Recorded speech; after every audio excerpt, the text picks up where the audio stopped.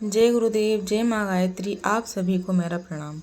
आज हम जानेंगे कि सफलता का मूल मंत्र क्या है। ऐसी वो कौन सी आदतें हैं जो हमें सफल होने नहीं देती हैं। आइए जानते हैं। मनुष्य में एक बुरी आदत है काम को टाल देने की।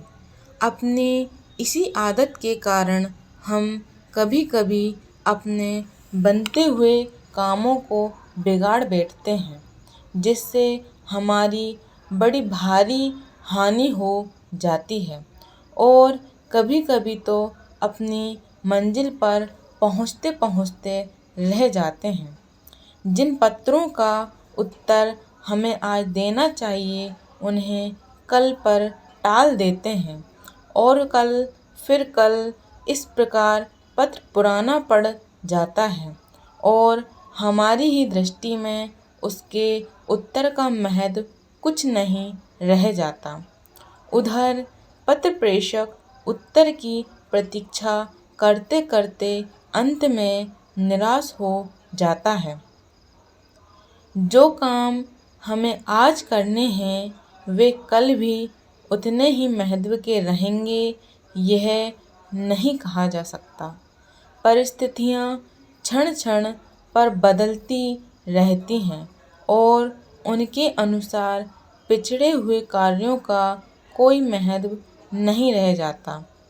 संभव है कि आज किसी कार्य के सम्मुख आते ही हम उसे ताज़ा जोश में कर डालें, परंतु कल पर टालते ही उस कार्य के प्रति दिलचस्पी भी कम हो जाती है और इस प्रकार वह कार्य सदा के लिए ही टल सकता है।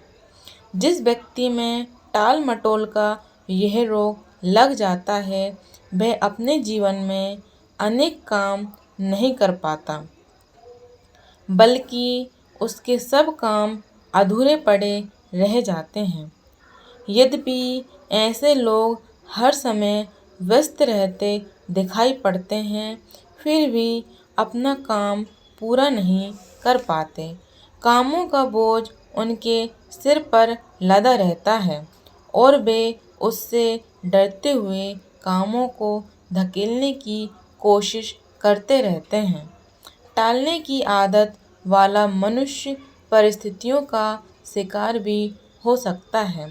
स्वास्थ्य का खराब होना, मस्तिष्क की निर्बलता, आर्थिक या दूसरे प्रकार की चिंता आदि के कारण भी कार्य को टालना पड़ता है। काम की अधिकता से भी कार्य शेष रह जाता है और वह दूसरे दिन को टालना पड़ता है। वह टाला हुआ कार्य यदि दूसरे दिन भी टल गया तो फिर दृष्टि से ओझल हो जाने के कारण सदा टलता जाता है।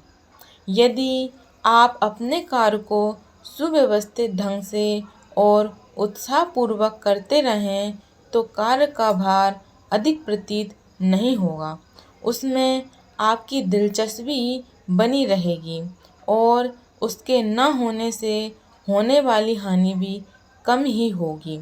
काम का भार अधिक दिखाई पड़ने पर एक चिड़चिड़ापन स्वभाव में आ जाता है, परंतु हाथ ही हाथ काम को पूरा करने में वैसी स्थिति कभी उत्पन्न नहीं होगी।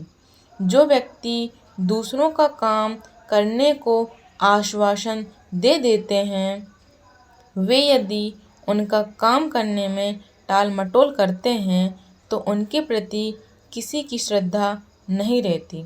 ऐसे व्यक्तियों पर कभी विश्वास नहीं किया जाता और जिस व्यक्ति का विश्वास उठा उसकी प्रतिष्ठा भी समाप्त हो जाती है। आपको अपनी टाल मटोल वाली आदत को बदलना चाहिए। आपके शरीर में स्फूर्ति और मन में ताजगी रहने पर ही ऐसा होना संभव है। अतः मानसिक दुर्बलता को जीतकर मैदान में जुट जाइए। आपको अपनी कार्य क्षमता बढ़ानी चाहिए।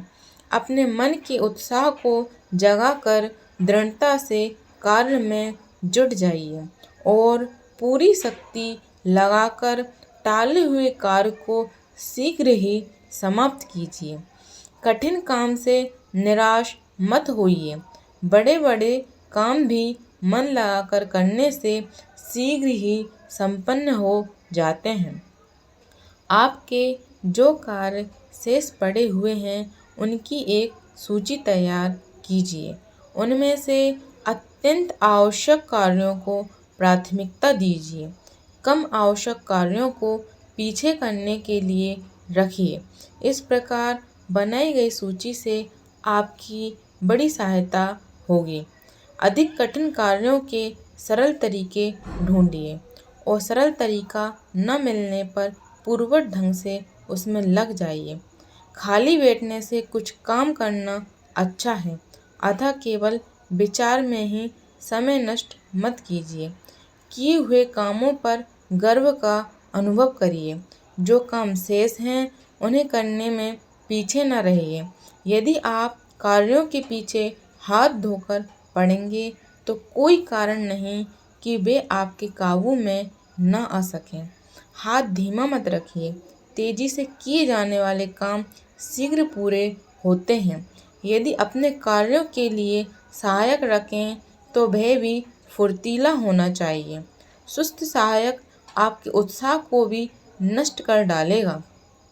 काम को बेकार समझकर मत कीजिए। काम करते समय झुँझलाइए मत। अपने मन को कार्यों की जटिलता सुलझाने में लगाइए। इससे आपकी निर्णय शक्ति बढ़ेगी और आप जिस कार्य को करेंगे वह बिना बाधा के ही संपन्न हो जाएगा।